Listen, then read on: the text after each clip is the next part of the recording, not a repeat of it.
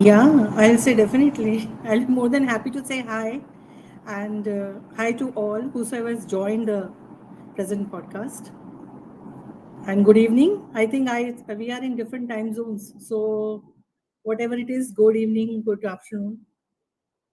So yeah.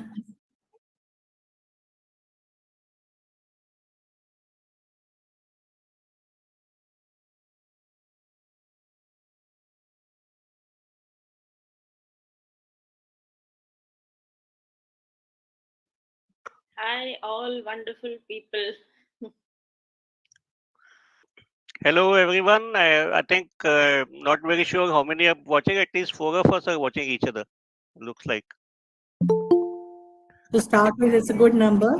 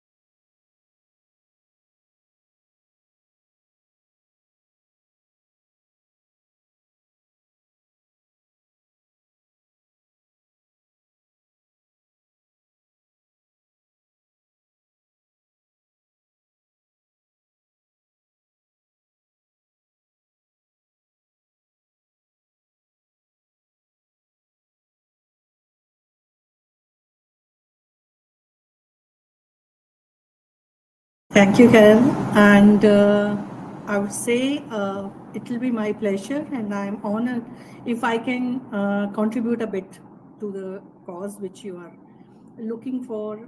As far as my introduction goes, in one word, I would like to say I can put myself in the category of a researcher. Designation can be whatever, but I am basically connected with sciences and the discipline for which I was, I was comfortable with, I'll say. I'll not say that I liked the subject or what. I was comfortable with sciences. So I pursued my studies in physics, and later on that helped me because that was my foundation. So later on I kept on focusing much deeper into the technologies which were involving physics, optics, and so on. So basically, research was an application based, like you research in a field where you are capable, or at least you contribute that much that technology is developed and systems can be built, which can be for society, for your nation, and so on. So this is what I'll put in one word. I'm a researcher.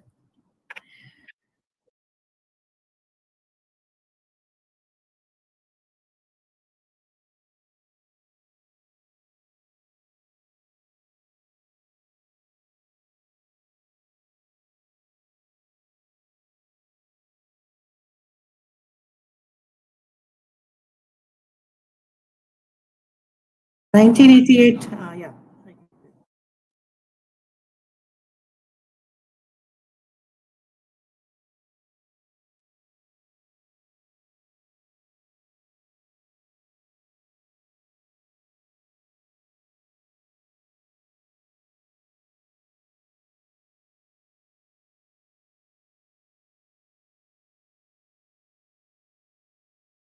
Uh, yeah, that I'll say by God's grace. First of all, you need to have your support from the family.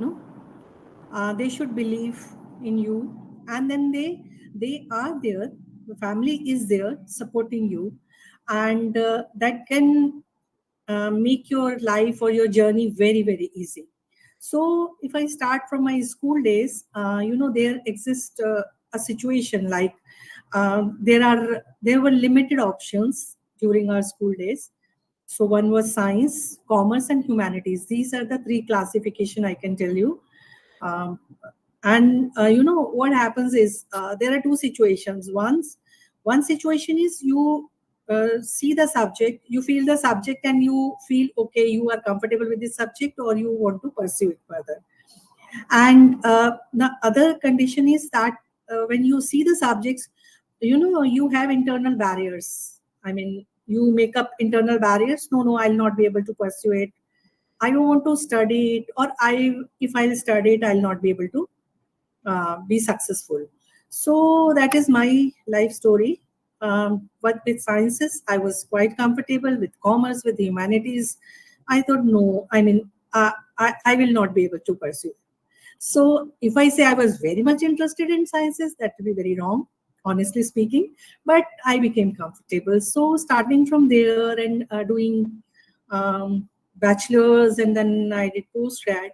So definitely your family supports you. You complete your education. But the thing is, which you said, when I joined the my government office. Actually, I worked with the government of India.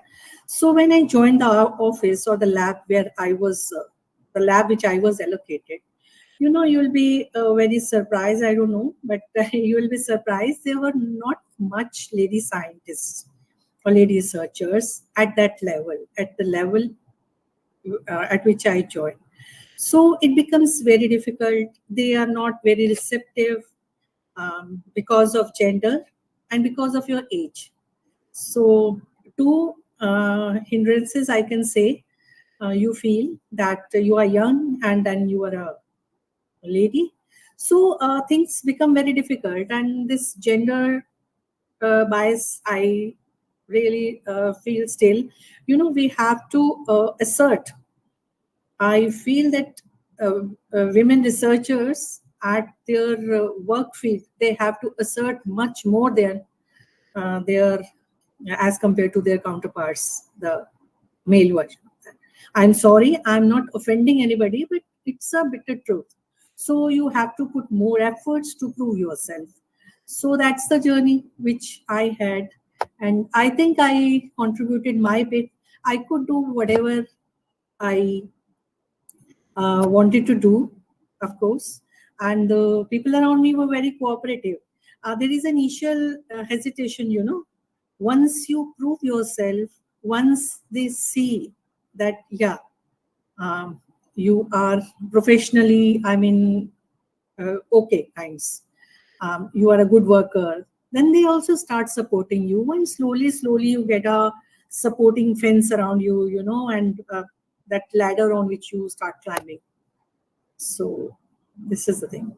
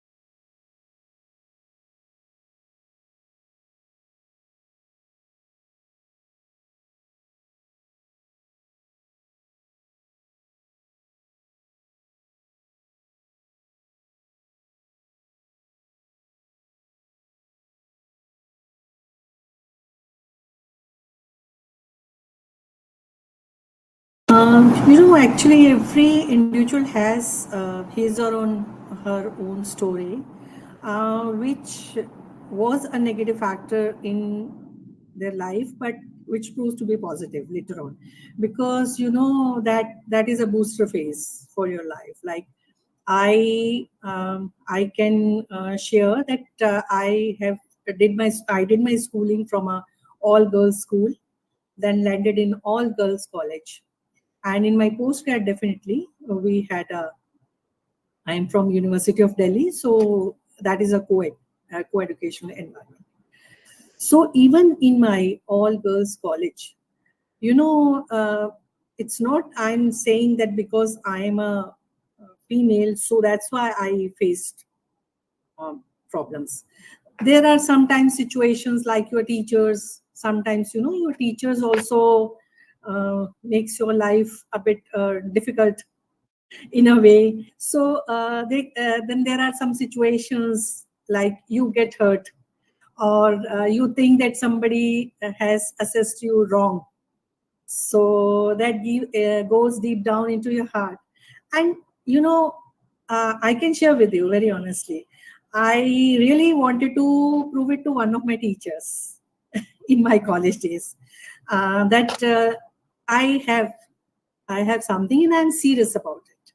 It's not like that I'm just I want to get the degree and then I'll not I'll just get the degree and I move on in life. It was not like that. I really wanted to prove it to my teacher that I'm, if not excellent, I'm best.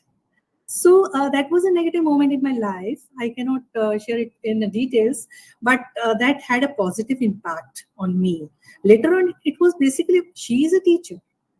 So she didn't know, and after 10 years, when I met her, she was very happy to see me when I shared my story, my journey with her. So, in your life, you have different characters who don't know that they have, where they have touched you. And you become so, at times, you are so vulnerable, you are so sensitive, you take things very seriously. And it happens when you yourself are struggling into your field. When you are struggling with other things, then all these things they pile up and then take you into some other zone. But that was okay. And during my when I started working uh, with uh, with the lab, when I was working in the lab, people were, as I told you, initially they were very hesitant, and the more and more girls joined as researchers, and the things improved. Actually, they also they start creating space for you. Very frankly, like during those days, there are not there are I mean the systems or the infrastructures or the things are designed like they cannot accommodate so many ladies. So they also start creating spaces, like we have been doped into the substrates. So it was such kind of a situation. If we are working as a dopant, so they have to create space for us. So they created space for us. Then later on, they encouraged us in our journey of life. So this was a thing, but definitely, like in all, I think in other countries also, um, not much women or even young women, they are into the technical fields. They come into technical fields. But if you like the subject, then definitely one should pursue this field.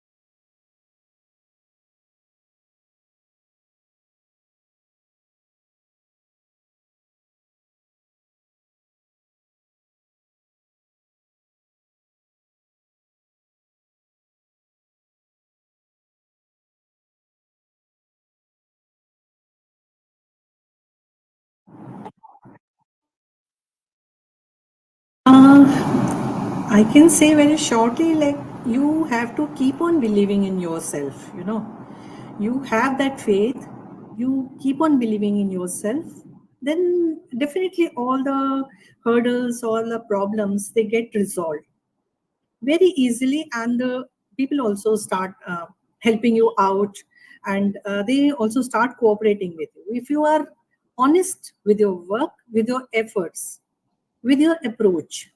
Then definitely this is my strong belief here. This can be a spirituality kind of a thing, but I strongly believe from my childhood that if I make efforts, very honest efforts, I'll get successful. And by God's grace, this has been uh, this has been my very helpful in my journey till now. Rest of the things, they come organically, like once you believe in yourself and you know what you have to do. Like in my case, if I say, before joining in the lab, I have taught in the college also. So the graduate, I think graduate students were there. So I was teaching them. So at that time, the subject becomes more clear to you and you start enjoying the subject. So that was pre me joining a lab of government of India. But then when I joined the lab, then also you you were liking the subject, you were given some project with some deadlines, some assignment, technical assignments were there. So in that case, you cannot defocus, because these are the time bound activities. So if you want to prove yourself, you have to work hard. You have to work hard. You have to put 100%, maybe more than 100% to that, because you want to prove yourself. And this all efforts is during initial years. After 3 or 4 years, I'll say, even your colleagues, they start believing in yourself, and accordingly you keep on getting the assignments which are maybe tougher, which are more challenging. So the moment during your journey, if you are getting now more challenging assignments, so be happy, because now that barrier is shed, and now people have started believing in yourself. You keep on believing in yourself that you will be successful. And again, I say, if the efforts are honest, definitely you will get result. You will be successful.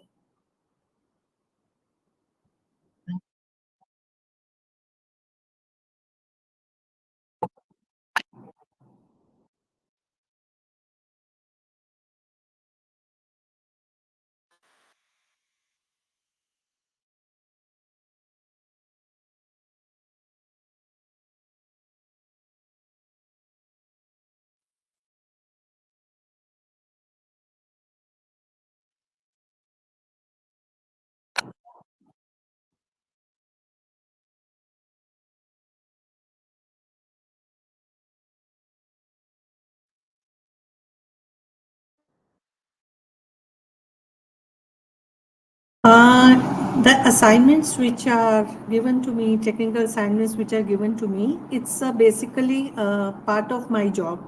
I had to work on those technologies. Those are the job assignments which we normally get. So, but of course, those assignments need, interaction with academia, interaction with industries, interaction with other users also. So they give the valuable input. So if you have good interaction or good network of people in academia, like we have here in India, we have IITs, we have RECs, and we have other premier institutes. So networking with those people definitely help you, because they know, I mean, uh, some part of technology. If you are, say for example, if you are developing a technology, so, and there will be different, you are developing a system. So there will be some subsystems. So there will be multiple technologies involved. So some professor at some academia will be very good at that, and he will already be working on it. So, you can get a very useful input from him. So in that way, you are able to complete your assignment in a shorter period, because you can interact with them, you can collaborate with them. You can collaborate with the industry people. So that way, networking is very essential if you are researching or you are developing any technology or any system you are developing. So yeah, of course.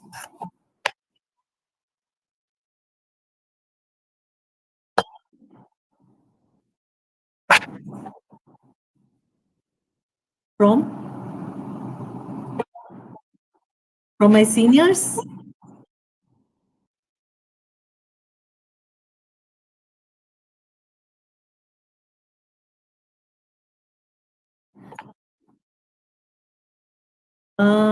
This question I could not clearly get it. I'm sorry, but asking for support. If I have been given any assignment, definitely I'll be asking for support in terms of manpower, in terms of technical knowledge. So definitely seniors are there. They are there to help you, and then they can. If suppose I'm not I'm not I don't have that particular technology information about that particular, but I'll be helping you by connecting you with the concerned person who can help you out. So that way, that support system is there.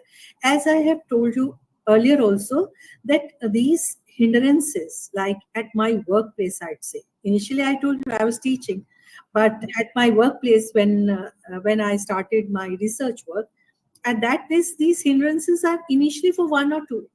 I mean, I think it is for both the gender. Once you prove yourself, people accept you. They create space for you, and sometimes they allow you to come into their spaces also because now they need your help.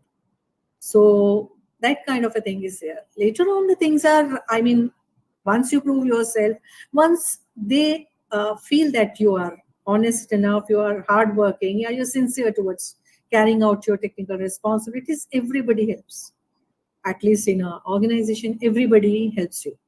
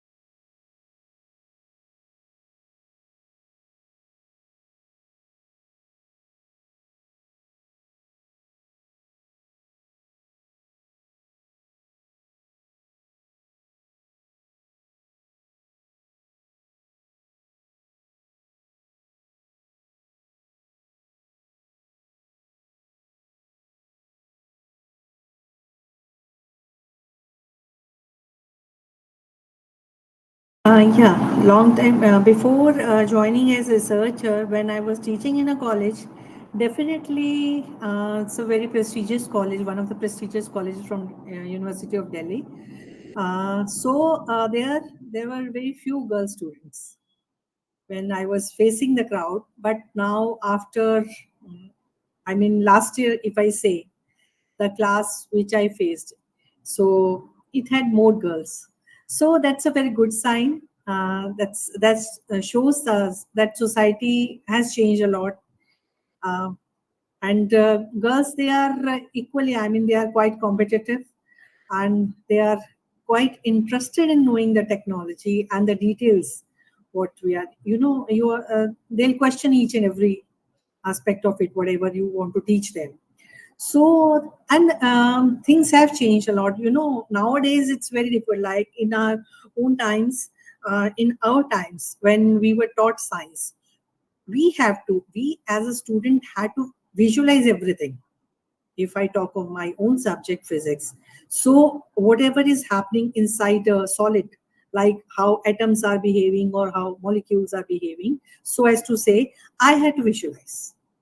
But now if you see, the things have become so I will not say simple, but so interesting. Like there's other tech fields have come up and they have made the things very simple by animations.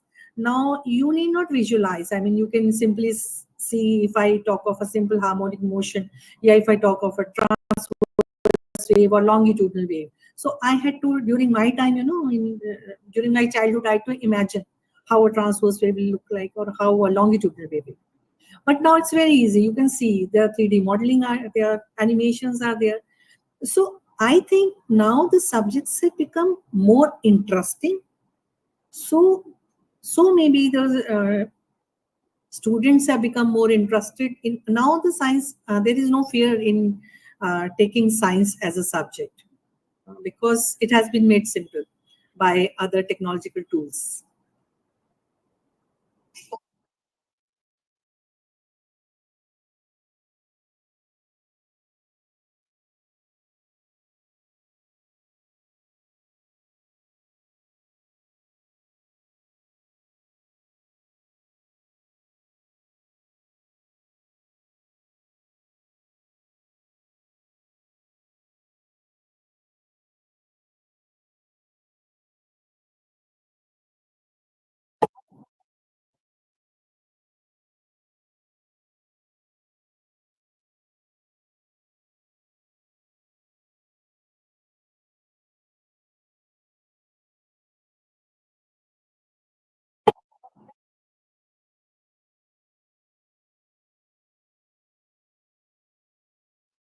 Yes, I think because as I told you, now I don't think that science has remained, I mean, that much difficult. Actually, as I started by saying this, that there are two situations.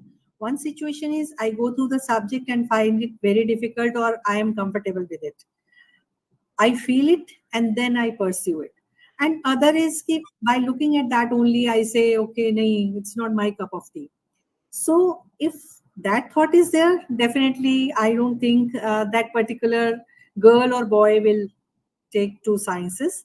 But if science is really very interesting, and if as we are talking about the women, young women, whatever field they are into it, if they are doing any household work or if they are in the market, or if they are doing anything, see, to live life, if they start focusing around themselves or their surroundings, they will find science everywhere. So there, I mean, there should not be any scare of science, and it's definitely going to, and it improves your vision also to see any situation, because you start using logics. Otherwise, it becomes very difficult sometimes if you want to take decision. And if you have this background, a bit of technical background, definitely you have logics, you have logical thinking, you can improve. I mean, there is, I mean, there is, it does not require any explanation.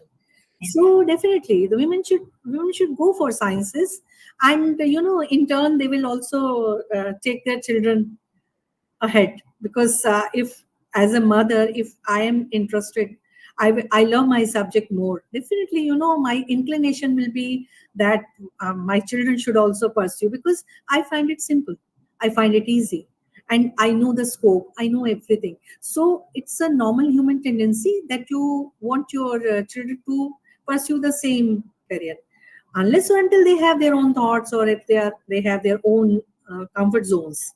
Definitely yes. So in a way you are encouraging, and I think by taking science or makes you think logically, makes you take decisions.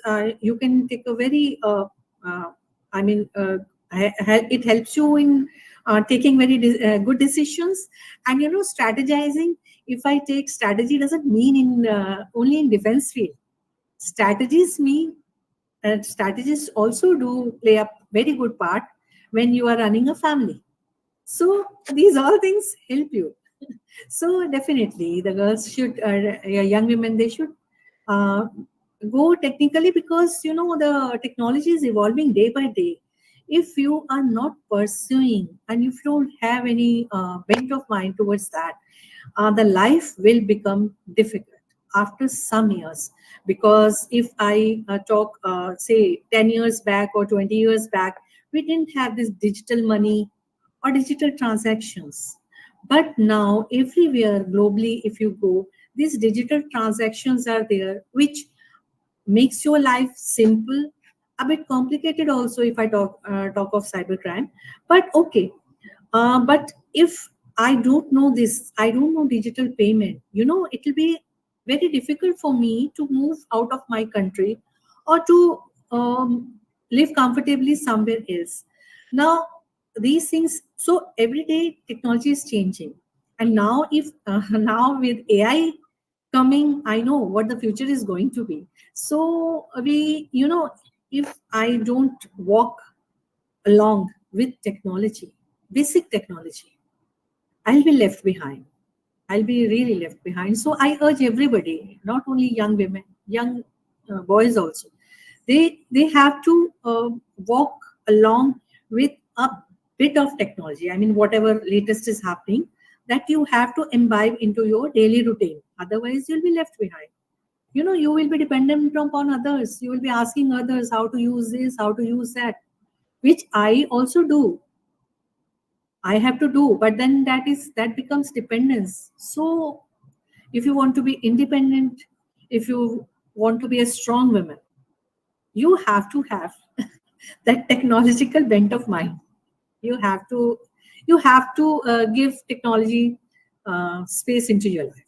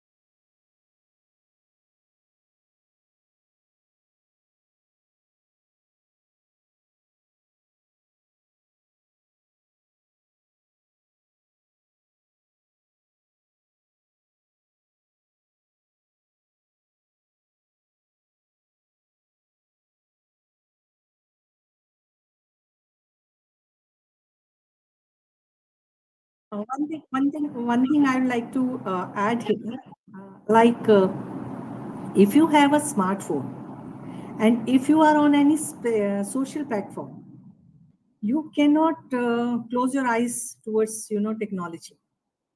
if people have this access to the smartphones or even phones, okay, normal SMS messages are there, you know, so the life will become difficult if they are not aware of any cyber crimes, or because irrespective of any country, I tell you that cyber crime, it has shown exponential growth. And our country, like India, it's uh, I think on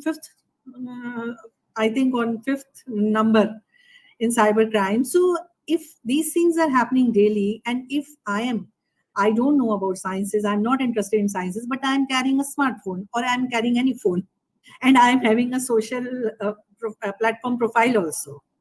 So I am very much vulnerable to cybercrime, because I am spending my time on spreading cyber awareness also, as a volunteer also. So this also I wanted to bring into when you were talking about this, I just thought ki, people should take care of these things. You know, these are the things are very near to you. It's in surroundings. What you have to do, you need not touch and feel them. You just feel them. I mean, it's here. It's here. It is in air. So if you don't brush up yourself, if you don't open your eyes, or if you don't become alert, so the life will become difficult.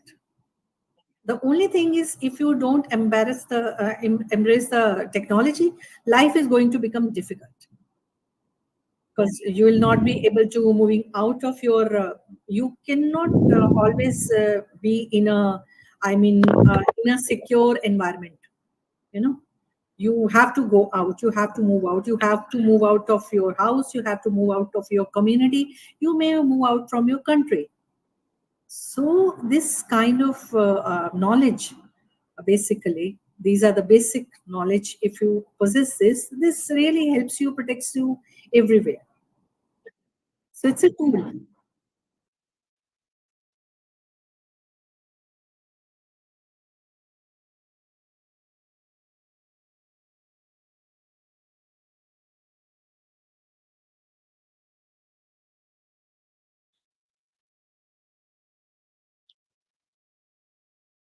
Yeah.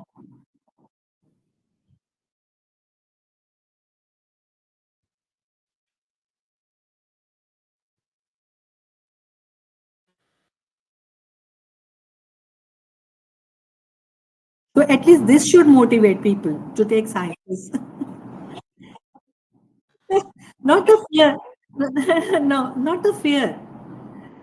You want to become independent. You know, everybody wants to be a independent. If you want to be an independent, strong woman, yeah, you don't want to ask anybody, you don't want to take anybody's help, then you need to know everything.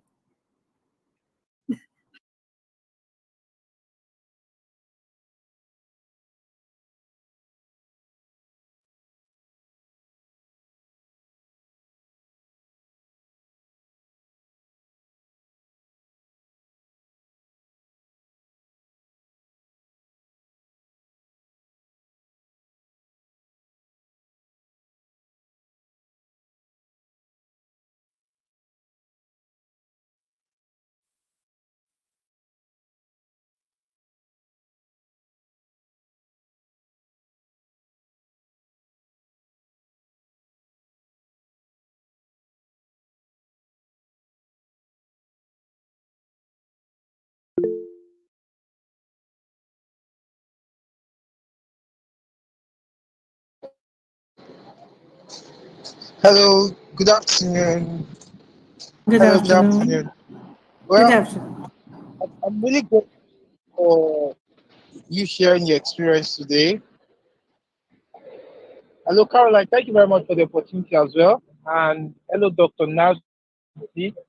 I particularly was listening to what you said. Excuse me, what you said, and I've been trying to look at the possibility of not just mindset shift, but the growth opportunities available for women from other ethnicities. How the value you were offered or you tend to take on, allowing the society give to you and for your Your resilience was one thing that is really powerful. But the question I would want to and ask looking at the cultural landscape for Africa, or do you think are the possible steps that can be taken to put Africa in the map? For example, a lot of women are really keen in pursuing sciences, but looking at the disadvantage, the cultural disadvantages, and leadership problems. But how did you scale through as a woman of potential and becoming whatever you become and who you are today? It's so inspiring for me. But how would you put it in the scope of the African society? Thank you. Uh, Carol, his voice was breaking, so I didn't get the question very clearly. What he said is that women are interested in sciences, but because of the problem of leadership, and then the voice was breaking, so I couldn't get the actual question.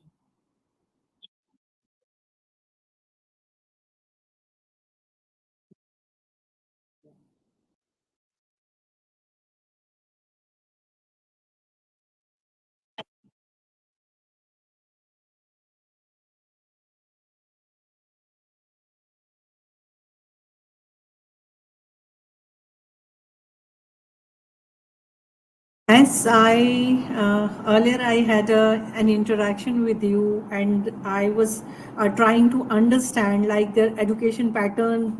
I mean, previously when we had a talk, that how do they? I mean, what all disciplines are there, and how do they move? Like whether the school enrollments are less, or what takes them away from schools, or they pursue in schools and they are away from college. I mean, that kind of problem I'm not aware of. Like what is the ground reality there? I mean, which is the, I mean, prime difficulty, why they are not able to pursue. Because during my conversation I tried to pressurize that yes, you should do it, you should do it, you should do it.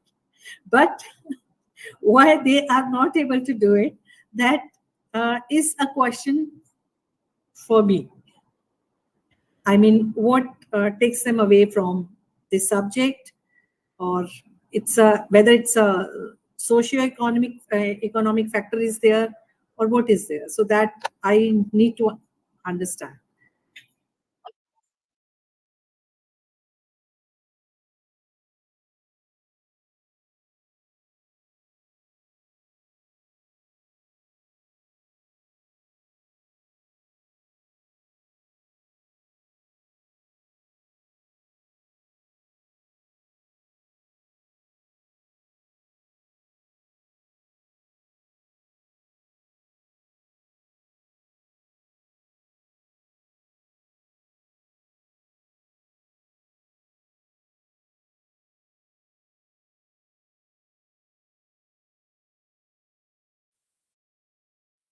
Like probably he asked like what is the growth opportunity for women, which I could understand, like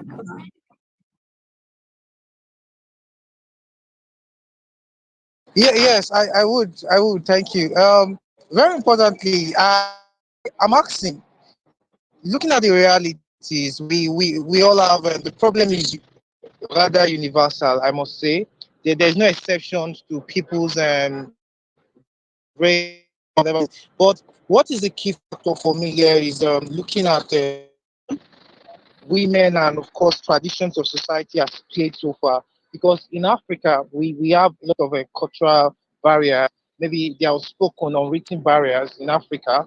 And I know because I watch a lot of Bollywood productions and I know a lot of things have been misrepresented, or will I say poorly presented about the Indian society. I'm asking now, looking at the way women must be future thinking, because I believe women are future thinking, but they're just trying to look at prospects.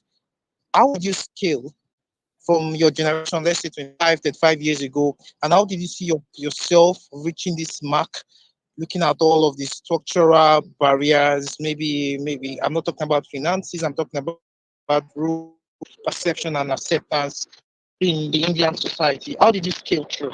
So that was my question in particular, looking at the African reality, because this is the same reality and consciousness we're going to impact on our women to tell them to liberate themselves from every form of reducing traditions. So that's my question. Thank you. I don't know if it's clear now. I I think women are everywhere nowadays. Women are everywhere, and they are very forward. And they are nowadays they are going to move. I mean, if somebody wants to pursue science and want to develop technologies, I will say in short that if there is a will, there is a way. Then all the socio-economic barriers also go away, and as I told you, like if you are focused enough and you want to pursue the subject which you want, you will definitely find opportunities. Opportunities are there everywhere, and you know how to fund it also. And you can nowadays one can achieve higher education also from international universities. So first is that we have to accept what we want to do. I mean, we should be clear about that. The rest barriers they keep on falling with our uh, I mean continuous and honest efforts. um, Everybody gets success. This is my firm belief. And there are always growth opportunities now as compared to 5 years back, which I was talking every day. And with technology emerging, uh, now I don't want to go into the controversial AI boom which is coming nowadays. I don't know what's going to happen to the whole world.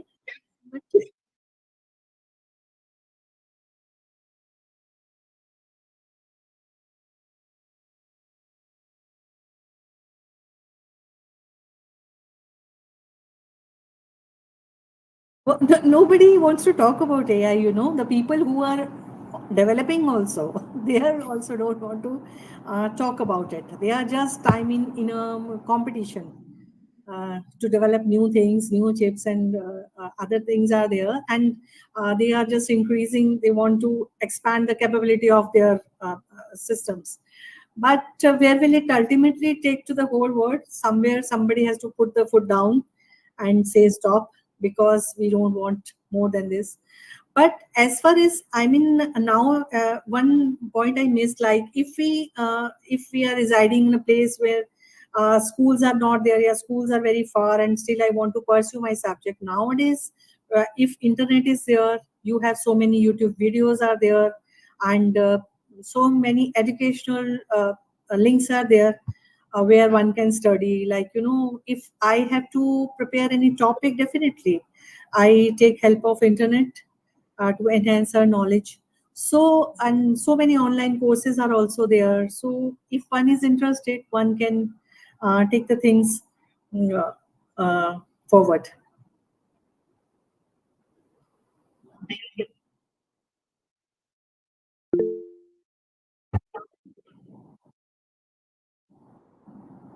Yes, I would like to add something to what Purnima said, that two aspects actually.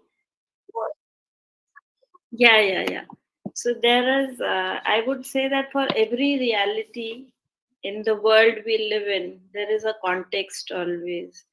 So what Purnima has been talks about the individual entity. So I would relate that entity to its environment and the society.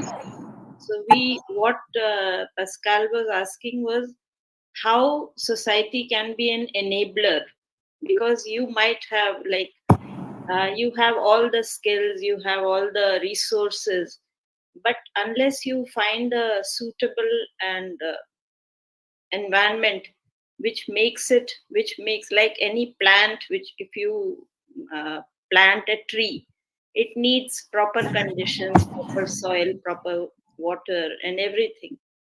So those factors are very important, and these the platforms like this, like what you are doing, and there are many platforms like this which are there for enhancing the awareness is the main thing which is to be increased in societies and cultures, those which are traditional, to remove, since we are living in a borderless world. So no, nothing stops an individual, but society has to be an enabler. And the programs like this, what I feel is the follow up is very important, because you address and you try to address, but you want to know how many people are impacted and what is the impact on the society. Is it reaching? The outreach has to be given importance. So this is one important point, that to make society an enabler, each individual has to work. Other than, like, if each individual keeps working, thinking of his self motives all the time, then it will not happen. So it has to be a universal approach has to be taken. And talking about AI, while everyone might say that I don't, I would definitely like to say about AI that there is nothing to fear. No system in the world can be more intelligent than the human consciousness is beyond these constructs, like what we so AI is nothing but something designed by systems. So you have more technological capabilities, systems, but you cannot make a machine which can think. So I don't ever subscribe to this thought that AI will take over human beings. It's never going to happen, as this is a personal view. So nobody should fear that. It should be used as a very efficient tool for making your life simpler. And if you talk about unemployment because of AI, this never happens, because during industrialization also people felt that it's going to happen, but it does not. So every time the society is also evolving, as the individual, as the technology, as the systems are evolving, so you don't have to fear. That's what I would like to say.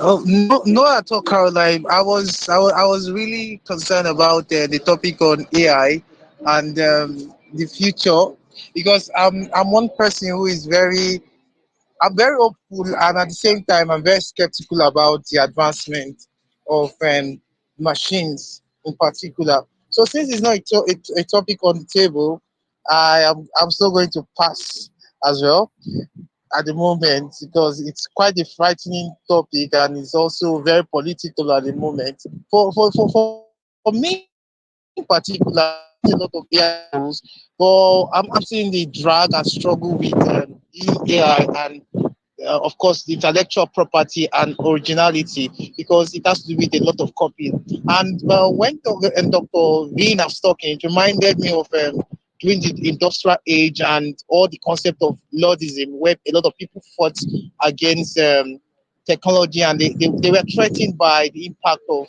advancement of technology. So it really sparked something in me, and it's so marvelous that all of these professionals, people have gone ahead, they're seeing the future, and as much as I am very convinced that machines cannot overtake human intelligence.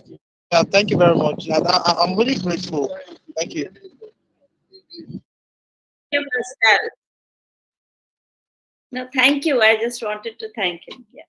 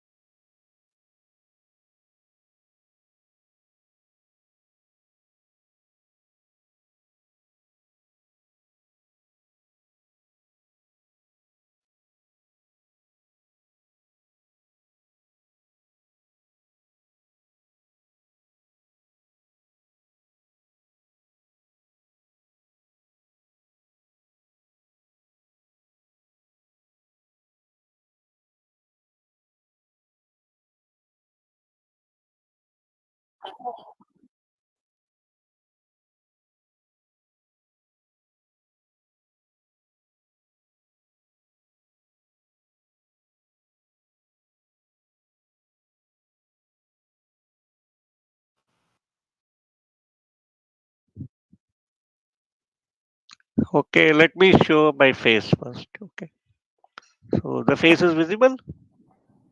Okay, Yes, I can. Very much.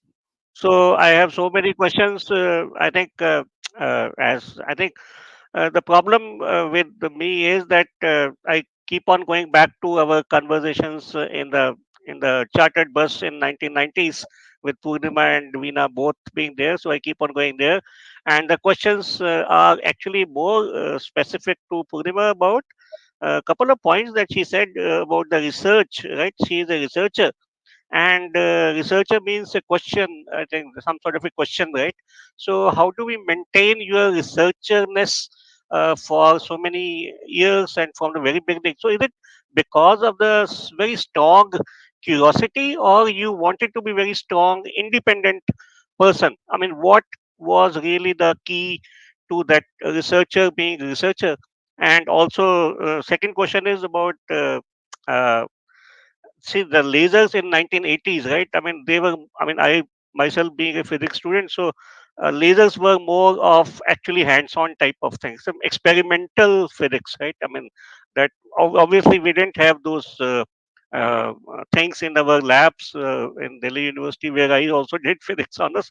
So we had a paper in all these lasers, optics, and all those things, but we never sort of had those experimental bent. So it was typically a theoretical way of looking at physics, right? I mean, that is what the bent was towards mathematical physics. So how did you, or maybe it was inherent in you to be too curious to see the effects? Is that the reason why this orientation towards experimental physics or the laser? Or the non-linear optics, right? I mean, that's what you said. So, is it because of your inherent curiosity and also inherent way to ask those questions, that is where you move towards experimental physics, specifically in India, because India we had a lot of theoretical physicists, but experimental physicists, I don't. I mean, C.V. Raman maybe, but after that, in India we don't have those people, right? So it is always outside. So getting into this field, which is really totally new, if I may, of lasers and all those things in 1980s and early 90s. How was it? I mean, how did that shift happen? I think so. I don't know how many questions I've asked. At least two. What is the point about the curiosity being questions and independence versus how you sort of got into this experimental part of the physics of the physics experiment rather than the theoretical physics that we have. And third one is why did you miss the story about how you became advisor to Delhi police on cyber things? That story is very interesting. I think if you can. So I think these three questions will be if you can sort of give some inputs to me. Thank you. Navneet, the blanket answer I will give is it was a call of duty. First is this. I became interested. Yes, whatever you were saying is, I really, it's very interesting. When I joined as a researcher, I knew only very basic theory of laser, like Okay. Einstein's A and B coefficients. Okay. That I studied in MSc, my master's. And when I joined this lab, there I could see the lasers, and the assignment was to fabricate a laser, a very basic laser, helium neon red laser. Like the You have to CO2 fabricate. CO2 So, laser. uh, see, helium neon laser. Okay. So the first assignment was that only. So there was a group existing who were already working. So I was put in that group. So I was given a very small segment of assignment to complete that. And slowly, because the lab was working on, the lab had all the focus on fabrication and experimental physics. So if you are thrown into an ocean and you have to survive, then you have to swim. So this was my condition. I was from theoretical, as Navneet said, Delhi University, they teach you theoretical physics.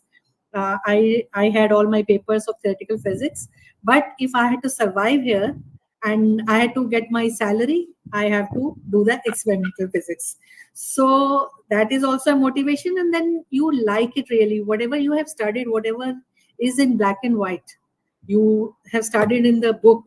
When you see it yourself, that becomes very interesting, and that takes you to that journey. So that is there, and so many things are there. I told that I contributed my bit in spreading cyber awareness. That's also a volunteer work which I am doing, because nowadays it's That really story of how you got into it will not be interesting one to share. how I got it. I know. I wanted to contribute. I wanted to contribute to society. So in a way, I got an opportunity. So I thought what to. So I registered with the. There's a department of Ministry of Home Affairs. So I got connected there, and then I did some sessions of spreading awareness with some schools, with some uh, NSC people. So that's it. Okay. Last question. Last question I have Okay. is so the I think I sort of said that it was a requirement for you to become an experimental physicist because that is what the lab was doing, right? I mean the Yeah. Yes. fabrication part. But how I mean purely from the point of view of orientation and also from the point of view of mindset of becoming from theoretical physics or theoretical part of what we have learned to actually start doing the experiments, how much what sort of mindset shift that was required for you? Was it I mean as you said because you have to learn on the job and so you need to do, but this is the job, so you have to survive and you have to get your salary also. But was that shift really what shall I say conducive for you to type of mindset that you have, was it more conducive for that, or it was more like that you have to acquire a new type of behavior, if I may? What was the sort of a challenge of this shift? Very honestly speaking, since you are asking me this question, so I thought ki I have shifted. Did I ever shift from theoretical to experimental? So I don't feel that way, because if I don't have that strong base of theoretical physics, I will not be able to do experimental things. Okay. And I think, and as you are aware of my teaching assignments, I wouldn't. It was not possible for me to teach MTech students if I lose my that base. So theoretical physics actually, uh, it, experimental is a top up layer. Like, if you don't have a strong theoretical physics, one cannot perform experiment. Because when we are, suppose when I was making, like I can talk about this nonlinear optics. This was a very challenging topic. I had never studied it before, and I studied it for my own interest because I wanted to debug two or three things. Then I took it as a project. Once I got it clear, then I took it as a project on which I have an Indian patent also. So that is also one of my achievements. I can see it as my success story, because that was a very new thing. So I learned on my own at my lab site only. Uh, but whenever we are developing a system, suppose if we talked about LiDAR or other systems, if I say, so if any laser system we were fabricating, if I don't know the theory behind it, if I don't see how, if I talk of a gas laser, if I don't see how those helium and neon atoms they are interacting, and what is the discharge voltage required, because so for there, once, actually, whenever I have done any a project, first theoretical feasibility, first step is theoretically feasibility is seen, so that covers your base, and then you start doing experimental. And when you're failing at experiment, you again come back to the board and again check your calculations, because calculations are always there to make any systems. Okay, one small question, Caroline. Thank you for giving me time.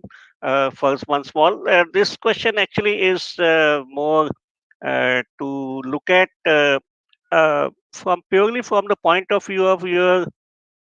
I know your sense of humor and also the wittiness, the quickness of the mind that you have. Uh, is Thank it you. Do I because have? is it because of the theoretical part or the experimental part, or is it a combination that you have?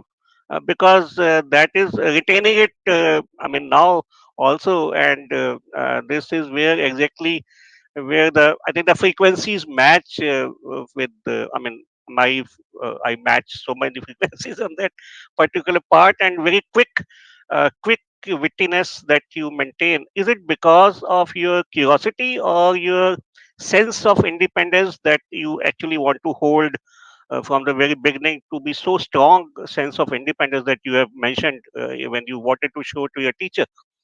Is it coming from that sort of a challenge, which is really sort of a this wittiness and this sense of humor is sort of is it input to that, or it's output of that? I mean, that's how I like to ask. Very lightly, if I say, it can be in my genetics. Hmm. And second thing I can say is, when you start learning in your life, you always, uh, then a time comes when you keep on proving yourself. It becomes your, I mean, nature, that okay, if I have been given this, let me complete it with full of my strengths, whatever I have. I may fail also, I have failed also. There is, and second thing is ki, I mean, you want to put your honest efforts, whether I become successful or if I fail. I want to sit back comfortably and have a feel that, look, I have tried it very honestly and I have put all my efforts. I definitely, it becomes very difficult when you accept failure. Nobody can accept. So I have. Then comes my third stage. I was. So I believe if my efforts are honest, this is what I keep on telling my children also. If my efforts are honest, I have put all the efforts. God will make me successful. And if God forbid I don't get that, then I think okay, then that was not meant for me. This is the only way which can make me comfortable in thinking. So both ways I have scored. Okay, the sense of humor is coming from genetics, right? Basically, Punjabi बेटा मेरा है. Yes, yes, you can say that. Okay, thank you. I think it has been a wonderful sort of input for me also to know more, and also your journey, and also what Caroline was able to extract out of you from this sort of a discussion also. These are So I good think, beginnings of my journey. I mean, he and Veena, both of them are good yeah. beginnings of my journey. So it's I think a very interesting sort of connect also, and also the discussion that you guys had. I mean, the inputs on specifically on the gender thing. Obviously, my experience of that is very limited, and my understanding is also very limited about I what it used the would word have. offend also, I think, in between the conversation. I said I don't want to offend anybody Okay, so because I am not suddenly I offended. said, I'm not offended. So here I would just like to add a very small point. I always tell people that do not keep thinking of your gender all the time. Like, go beyond Absolutely. these boundaries. You are a human being, and all these things are all society constructs and all those things. So the moment you go beyond that, there is no difference. There are no boundaries. So go beyond all these. yeah, I agree.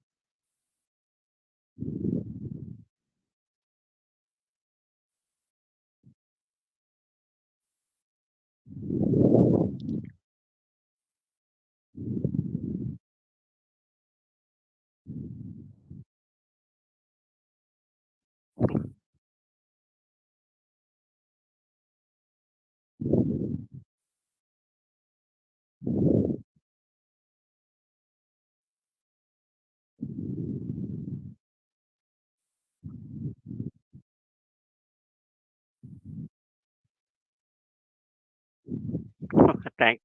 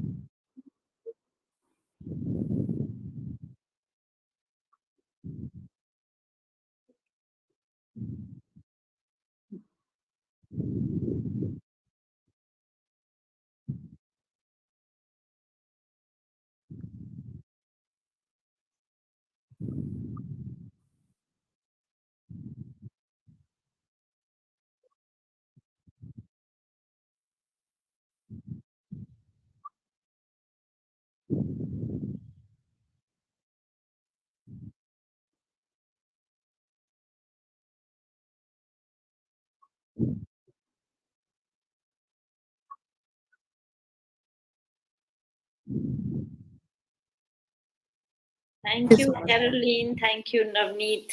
Thank you, Purnima. Thank you. I also thank, starting from Navneet, Karen, Veena, Thank you. to join in. Yeah, and I think I must thank also, all three of you, all of you, because I think this sort of a perspective and also the interaction that, I mean, at least for a person like me to get this sort of a view in 1 hour capsule of time is a huge, huge value and also a great learning.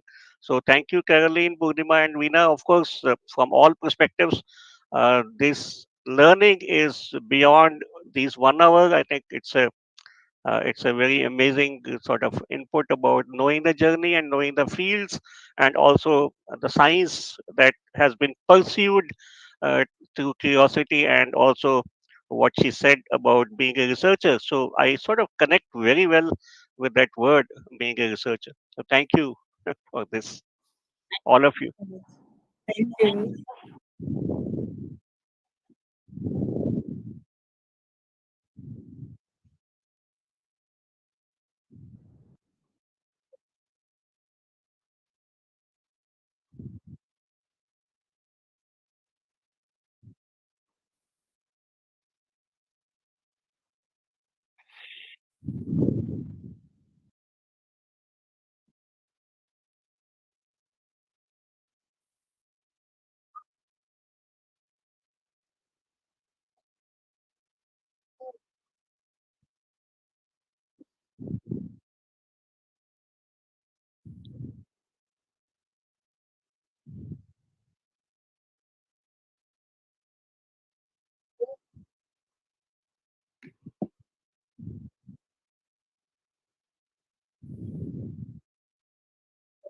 Thank you.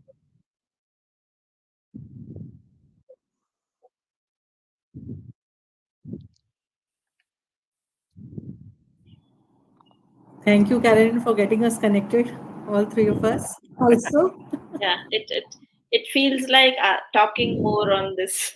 yes. Like, don't we?